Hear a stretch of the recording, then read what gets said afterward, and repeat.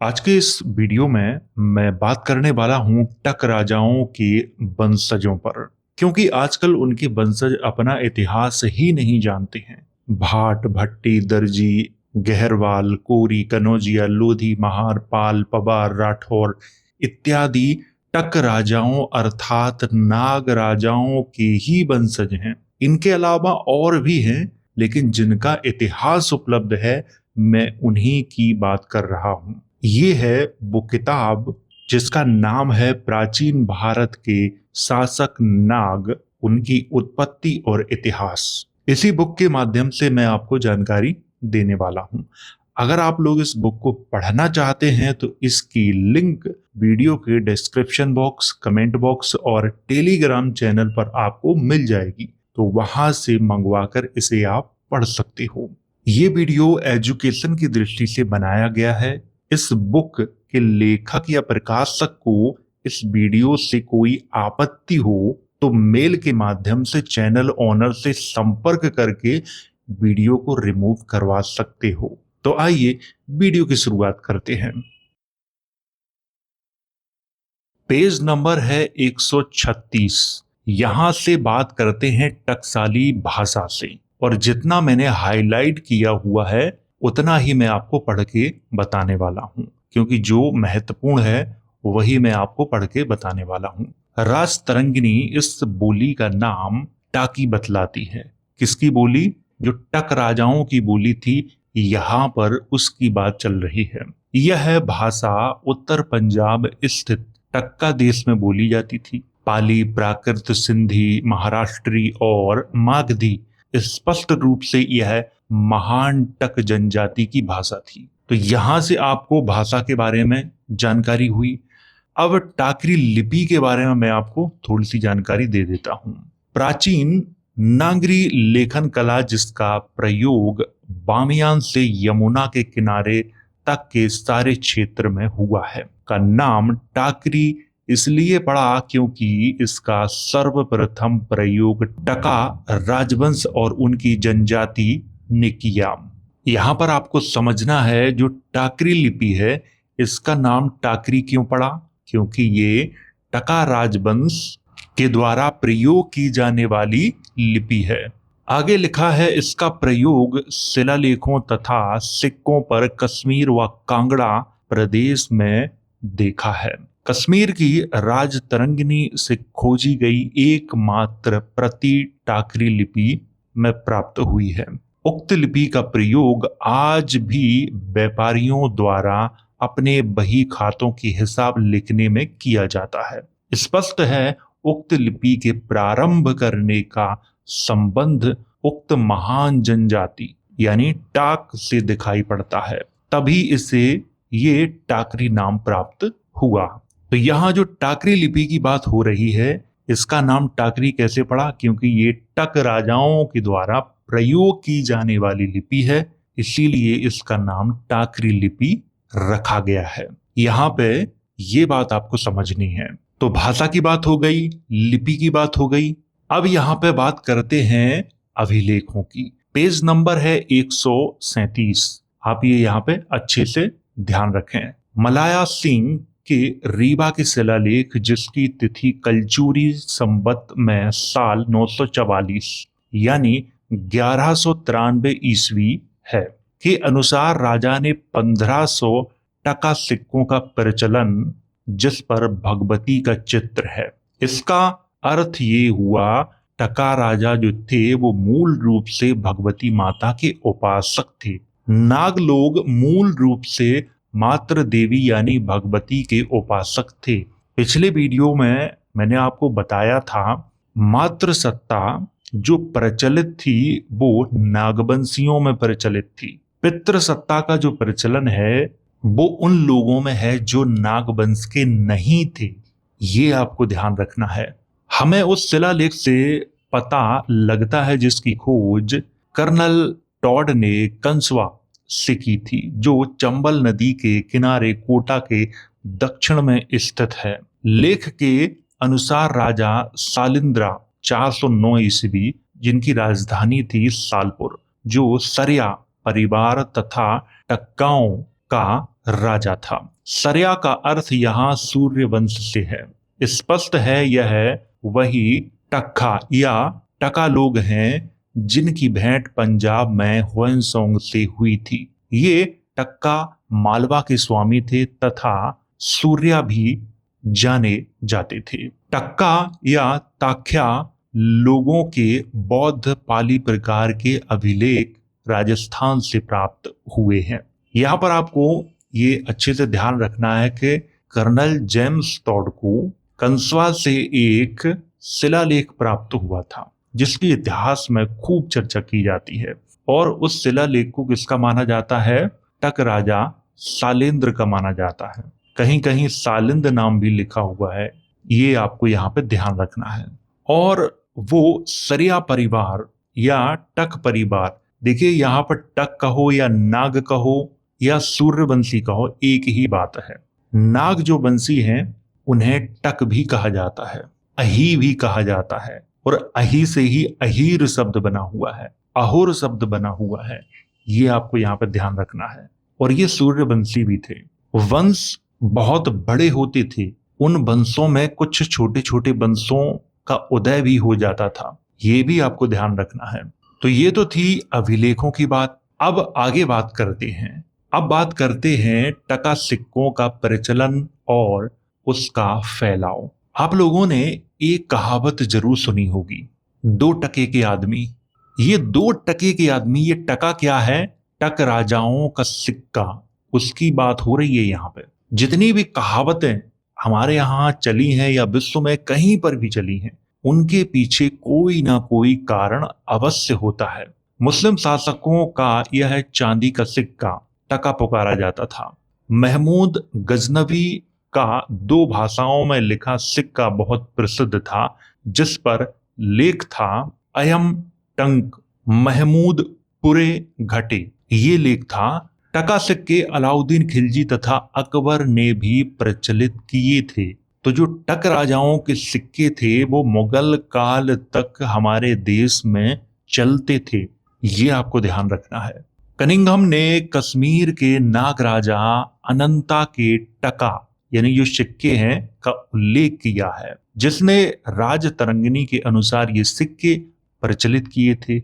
उसने उक्त सिक्कों की पीतल के पंचमार्क से पहचान की है। अब यहाँ पे एक नाम आया है राजा अनंत का, कश्मीर के नाग राजा अनंत। यहाँ पे आपको ध्यान देना है, अनंत किसका नाम था? राजा शेषनाग का नाम था। और शेषनाग का समय कब था? 110 ईसा पूर्व से लेकर 90 ईसा पूर्व के मध्य में था। शेषनाग के बारे में ग्रंथों में बड़ी बड़ी कथाएं आपको मिल जाएंगी। पृथ्वी शेषनाग के फन पर टिकी हुई है, ये कहावत भी आपने सुनी होगी। इसका अर्थ ये है कि शेषनाग नाम का जो राजा था वो बहुत ताकतवर था, और उसी शेषनाग का नाम था अनंत, जिसकी यहाँ पे बात हो रही है। कश्मीर में भी उसका राज्य था, और उसके नाम पर कश्मीर में अनेक स्थानों का नाम भी है, जैसे अनंतनाग, ये नाम आप लोगों ने सुना होगा। तो ये भी आपको यहाँ पे ध्यान रखना है। पेज नंबर है 139। तो यहाँ जितना मैंने हाईलाइट किया हुआ है उतना आपको ध्यान रखना है। स्पष्ट है उक्त क्षेत्र छोटे नागपुर से लेकर पुरी तक बना है, जिसमें आधा बिहार झारखंड भी, आधा उड़ीसा तथा बंगाल का कुछ हिस्सा शामिल है, जहां से टका सिक्के मिले हैं। उनके भूतपूर्व परिवार का संबंध रजक वंश यानी धवल देव से बतलाया जाता है, ये आपको यहाँ पे ध्यान रखना है। और ये तक्षक ही थे। तक्षक का मतलब है ये मौर्य राजा थे। इसके बारे में थोड़ी सी आगे भी मैं चर्चा करूंगा। अब यहाँ पर रजक वंश का उल्लेख आया है। ये रजक लोग कौन हैं? आजकल इन्हें हम धोबी के नाम से जानते हैं, वही रजक हैं। तो यहाँ पर स्पष्ट रूप से ये भी दिखाई दे रहा है कि आज जो रजक समाज के लोग हैं वो भी नागवंशी हैं। इतिहास को अगर ढूंढोगे तो इतिहास आपका जरूर मिलेगा, इतिहास को नहीं ढूंढोगे तो आपका इतिहास नहीं मिलेगा। तो इतना आप समझ गए होंगे। राजाओं के प्रमुख गोत्र राजऋषि, वैठा व वत्स आदि। राजऋषि आज भी पंजाब में टाक क्षत्रियों का प्रमुख गोत्र है। जो यहाँ पर टाक क्षत्रियों की बात मैं कर रहा हूं, इसे आपको बहुत अच्छे से समझना है। यहाँ पर लिखा है, हमने अध्याय 11 में बतलाया है कि टका लोग सूर्यवंशी हैं, अर्थात पुंडरीका नाग परिवार, तक्षक व धवल देव राज परिवार एक ही थे।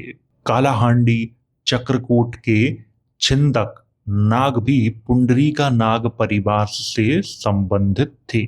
आज भी सिक्के ढालने की वर्कशॉप का नाम टकसाल से ऐसा लगता है कि सिक्के ढालने की कला का सर्वप्रथम प्रारंभ किसी न किसी रूप में टका राज परिवार ने ही किया है। ये यहाँ पर बहुत अच्छी बात कही जा रही है, इसे बहुत अच्छे से समझना है। टकसाल, ये नाम आपने जरूर सुना होगा और पढ़ा भी होगा। तो इसे टकसाल ही क्यों कहा जाता है? लेखक का यहाँ पे कहना है कि ऐसा अनुमान है कि टकसाल या सिक्के ढालने की जो कला है, इसकी शुरुआत संभवतः टक जो राजवंश है या नागवंशियों के द्वारा ही की गई है, इसीलिए इसका नाम टकसाल है।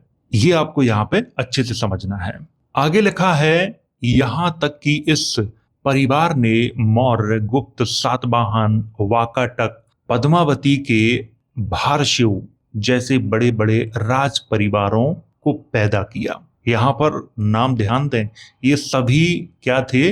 नागवंशी थे। ये सभी मौर्य, गुप्त, सातवाहन, वाकाटक, पद्मावती के जो भारशेव राजा थे वो भी। प्राचीन काल में अशोक का साम्राज्य सर्वाधिक विशाल था। सातवाहनों ने लगभग 500 साल तक राज्य किया, जो सबसे लंबी अवधि थी। ललितादित्य करकोटा एकमात्र भारतीय राजा था जिसने भारत से बाहर मध्य एशिया तक अपनी विजय का झंडा फहराया, भारत के सम्मान को 4 चांद लगाए। जब मैं कश्मीर का इतिहास आपको पढ़ाऊंगा तब मैं ललितादित्य के बारे में जरूर पढ़ाऊंगा। ललितादित्य का जो नाम है वो इतिहास में भी खूब लिया जाता है। और यहाँ पे एक बात और कही जा रही है कि सातवाहनों ने लगभग 500 साल तक राज्य किया था, जो सबसे लंबी अवधि मानी जाती है। ऐतिहासिक दृष्टि से ये बहुत ही महत्वपूर्ण प्रश्न है। आगे लिखा है, राजपूतों के प्रसिद्ध राजवंश परमार का जन्म टाकों की पातालपुरी शाखा से हुआ, जो आधुनिक पाकिस्तान के हैदराबाद क्षेत्र में राज करता था, जिसे मौर्य या मौर्य बहिका बतलाया गया है। यहाँ पे आपको और भी अच्छे से समझना है, जो परमार राजपूत हैं, इनका जो उदय है वो मौर्यों से ही हुआ है। अब मौर्यों की कौन सी शाखा से हुआ है? क्योंकि मौर्य तो यहां से लेकर अफगानिस्तान तक फैले हुए थे। तो जो आधुनिक पाकिस्तान का हैदराबाद है, जो कि सिंध की बात मैं कर रहा हूं, वहां के जो मौर्य थे उनसे इनका संबंध माना जाता है, जिसे पातालपुरी कहा जाता था। यहां पर आपको एक चीज और याद रखनी है, यहां पर जो वहिका लिखा हुआ है, वहिका का मतलब ही नाग ही होता है। आगे लिखा है, इसी प्रकार सालीबाहन राजा के सिक्के पर रानो सालीबाहनस्य लेख मिलता है। इसका अर्थ हुआ भारत के प्रसिद्ध राणा परिवार का कोई संबंध सातवाहन परिवार से अवश्य था। आजकल जो राणा लोग हैं उनका जो संबंध है वो सातवाहनों से जरूर था। नासिक की गुफा के एक लेख में सातवाहन राजा श्री यज्ञ सातकर्णी का पदनाम रानो दिया है, जिसे राणो भी कह सकते हो, राणा भी कह सकते हो। वशिष्ठी पुत्र माननीय पुलुमावी को कारले के एक लेख में राणा कहा गया है। मालव लोग टकों के सगे संबंधी थे। जो मालवा के लोग थे वो टकों के सगे संबंधी थे, अर्थात मालवों का संबंध भी राणा परिवार के साथ था। और जो राणा जो सरनेम है या राय जो सरनेम है, ये मौर्य भी लगाते थे। कर्नाटक का एक स्थान है कनगनहल्ली। यहां से एक स्तूप के उत्खनन में कई गौतम बुद्ध से जो पूर्व के बुद्ध हुए थे उनकी मूर्तियां मिली हैं। गौतम बुद्ध की मूर्तियां मिली हैं, अशोक की मिली है। और इन सभी जो मूर्तियों का निर्माण है वो किसने करवाया था? सातवाहन राजाओं ने करवाया था। वहां पर अशोक का जो नाम लिखा हुआ है, रानियो अशोक लिखा हुआ है, राय अशोक लिखा हुआ है।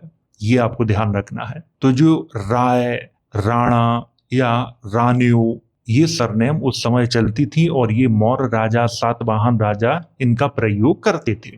पेज नंबर है 141। जितना मैंने हाईलाइट किया है उतना ही मैं आपको पढ़ा रहा हूं, ये बात आपको ध्यान रखनी है। लिखा है इन नागवंशियों ने बाद के काल में अनेक जातियों को जन्म दिया। क्या लिखा है? ये जो नागवंशी हैं, जो टक लोग हैं, बाद में क्या हुआ कि इन्होंने अनेक जातियों को जन्म दिया है, जिन्हें आदिवासी होने के कारण चौथे वर्ण में धकेल दिया गया। ये जातियां थी मेघ, जिन्हें आजकल मेघवाल कहते हैं, या कोली, रजक, जिन्हें आजकल धोबी कहते हैं, कोलियों को कोरी भी कहते हैं, ये आपको यहाँ पे ध्यान रखना है। लिलारी, दर्जी, छीपा, भार, राजभार, मराठा, कुर्मी तथा महार आदि। यहां पर जितनी जातियों के नाम लिखे हैं ये सभी नागवंशी हैं। आगे लिखा है टाक क्षत्रियों के 125 से अधिक गोत्र हैं, मगर यहां हम कुछ महत्वपूर्ण अर्थात ऐतिहासिक महत्व के गोत्रों के ही नाम देंगे। अब यहां पे देख लेते हैं। अंडोरिया, आंध्र शब्द का विशेषण अपभ्रंश यानी आंध्र जनजाति से संबंधित वंश। वाथ व वाथोन, पैठान अथवा पैठान का अपभ्रंश। भाट, भट्टी, यादवों की एक जाति का नाम जो जैसलमेर के शासक थे तथा औधियाओं की एक शाखा थे। यहां पर आपको ध्यान रखना है, अभी एक विवाद चला था भगवान श्री कृष्ण के ऊपर, क्योंकि भट्टी राजपूतों का ये कहना था कि भगवान श्री कृष्ण के वंशज हम हैं, तो यादव समाज के कुछ लोगों ने ये कहा था कि आप कैसे हो, उनके वंशज तो हम हैं, जबकि ये सब एक ही हैं। आज भले ये कई टुकड़ों में बटे हुए हों, लेकिन प्राचीन समय में ये सारे लोग एक थे। तो अगर आज भट्टी राजपूत ये कहते हैं तो वो गलत नहीं कहते हैं, वो सही कहते हैं, क्योंकि आज की जो स्थिति है वो बिल्कुल अलग है और प्राचीन समय की जो स्थिति थी वो बिल्कुल अलग थी। ये बात हमें ध्यान रखनी है। चौहान, यहां पर चौहानों के बारे में एक बात कही जाती है कि ये विदेशी भी हैं। तो यहां पर कौन से चौहानों की बात हो रही है, क्योंकि किताब का जो लेखक है उसने यहाँ पे स्पष्ट नहीं किया हुआ है, तो मैं भी कुछ कह नहीं सकता, क्योंकि ये मेरी रिसर्च नहीं है। यहाँ पर मैं एक किताब के माध्यम से इतिहास पढ़ा रहा हूँ। चेमा अथवा चीमा दर्जी, शिल्पा का अपभ्रंश। दर्जी, डोगरा जो राजपूत हैं वो भी हैं। गहवार यानी कन्नौज के गहड़वाल राजपूत हैं, वो भी क्या हैं? टक क्षत्रिय हैं या नागवंशी राजाओं के वंशज हैं। गौहार, जस्सल, जाट, यहां पर जो जाटों का इन्होंने नाम लिखा है, वो जाटों का नाम क्यों लिखा है इस पर मैं कुछ टिप्पणी तो नहीं करूंगा, लेकिन मैं इतना कह सकता हूं कि जाट प्राचीन समय में अफगानिस्तान से लेकर आज का जो पंजाब और सिंध के बीच का एरिया है, यहां इनका मुख्य स्थान था। बाद में ये लोग दिल्ली के आसपास आके बसे हैं, लेकिन प्राचीन समय में ये इस वाले क्षेत्र में नहीं थे, वो उसी वाले क्षेत्र में थे। ककर, कारस्कर, जिनका संबंध लिच्छवी तथा गुप्तों के साथ था। कलाल, आजकल कलाल सरनेम का प्रयोग कुछ लोग करते हैं, आप लोग जानते भी होंगे उन्हें। कंधारी, कंधारी, कंधार के निवासी जो उनका मूल निवास था। कनेत, कुलिंदों की एक शाखा। ये नागवंशी लोग बहुत दूर दूर तक फैले हुए थे। भारत में तो थे ही, भारत से बाहर भी थे, ईरान में भी थे, बहुत दूर दूर तक ये राज्य करते थे। जैसा कि मैंने अभी बताया था कि कश्मीर का एक राजा था ललितादित्य, उसने बहुत दूर दूर तक विजय प्राप्त की थी। ललितादित्य नागवंशी राजा थे, टक राजा थे। पेज नंबर है 142। कोरी या कोली संघ। देखिए, कोली कहो या कोरी कहो एक ही बात है। अब कोली और कोरी को कुछ लोग अलग अलग मानते हैं, जबकि ये दोनों एक ही हैं। तो यहां पे बात करते हैं कानपुरी, खास, टका। अब यहां जो खास की बात हो रही है, ये खास नागा या खस की बात हो रही है। यहाँ पे जो जनजाति है उनकी। टका यानी तक्षक और खखर यानी कारस्कर या खोखर। खोखरों का नाम आप लोगों ने जरूर सुना होगा, जब मोहम्मद गौरी की बात आती है तब ये खोखरों का नाम लिया जाता है। लोधी, लाटा अथवा लहोटा, ये लोधी भी नागवंशीय क्षत्रिय राजा थे, उन्हीं के वंशज हैं ये। महार, महरा, मेहतर, सातवाहनों से उत्पन्न एक जाति, बल्कि सातवाहनों के वंशज हैं ये महार, मेहरा, मेहतर। अब महाराष्ट्र में जाओगे तो महार लोग वहां निम्न जातियों में आते हैं, और मेहरा जो हैं वो राजपूतों में आते हैं, जबकि ये दोनों एक ही हैं। बस जो फर्क है वो क्षेत्र का फर्क है। जहां पर इनके पास अच्छा खासा पैसा है, आर्थिक रूप से ये संपन्न है, वहां क्षत्रिय हैं, वहां राजपूत हैं। जहां पैसा नहीं है वहां निम्न जाति में आते हैं, यही अंतर है। और कुछ जगह पे मेहतर भी इन्हें कहा जाता है। मेर, अब मेर जो शब्द है वो महार का ही एक दूसरा रूप है। मेर कहें या सुमेर कहें, ये सब महार के ही अन्य नाम हैं। सुमेरु पर्वत या मेरु पर्वत, आप लोगों ने इनके नाम जरूर सुने होंगे। तो ये नाम इनके क्यों थे? जब हम धार्मिक ग्रंथों का अध्ययन करते हैं तो वहां पर सुमेरु पर्वत और मेरु पर्वत की चर्चा की जाती है, यानी बहुत श्रेष्ठ लोग, इसीलिए इनके ये नाम है। लेकिन आजकल जो स्थिति है वो बिल्कुल विपरीत है, तो आज के हिसाब से मैं नहीं बोल रहा हूं। मदर, मद्र या मेघों का एक अन्य नाम।